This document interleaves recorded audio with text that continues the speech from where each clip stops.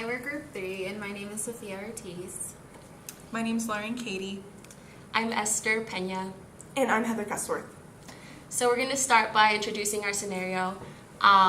So this is taking place in the beginning of the school year, when as a teacher you're introducing the classroom rules, the expectations, the year goals, and as you're discussing the rules with the students, many of them are things like don't run in the hallways, don't chew gum in the classroom, respect other classmates.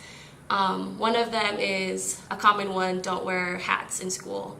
While we're talking about this, a student raises his hand and asks why another classmate is able to wear a hat. He doesn't know that it's called a kippah, and that's okay, but he just wants to know why he's able to do that and the other classmates aren't able to wear hats. So at that moment, that can create conflict, so we have to explain why this is possible and just create an opportunity to teach and help the other students be aware of why this student is able to do something different.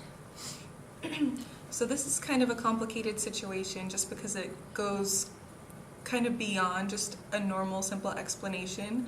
And that can kind of put some setbacks on your lesson plans for even that whole day.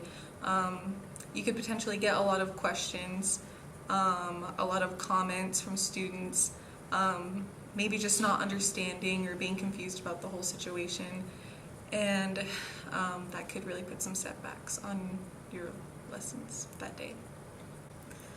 This might be a difficult situation to handle because the teacher might not have enough knowledge to actually explain what the kippah is and to explain why is it used in the child's religion. And also it would be hard because of it being a public school and because the teacher has to know when they can talk about certain things and when they can't and what things can they talk about.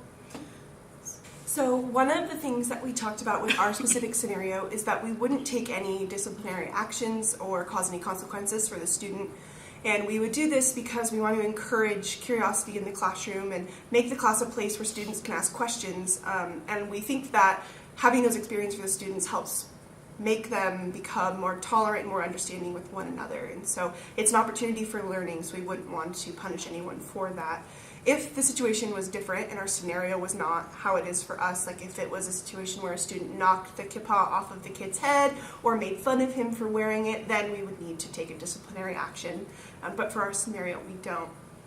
And so we also talked about the ramifications if we didn't handle this in class right away, and there's plenty that we talked about. And so one of them would be that it would look like the teacher's playing favorites in the classroom and allowing one specific student to break a rule. If the students don't know why the kid is allowed to break a specific rule, then it would look like favoritism. Also, we talked about how it could cause a chain of events where more students start coming to school wearing hats with different reasons why they think they're allowed to do that and break the rule themselves.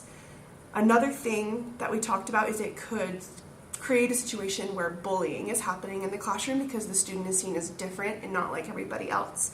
And that's definitely something we want to avoid so that all the students feel welcome and safe inside class. And then lastly, something that always can accompany talking about serious or social or cultural situations in the classroom, parents could be upset. And that could either be the parents of the child with the kippah or parents who may be less tolerant and their children are in the classroom. And so you might receive feedback from both and you have to be ready to handle the parents in that situation. And this is our scenario.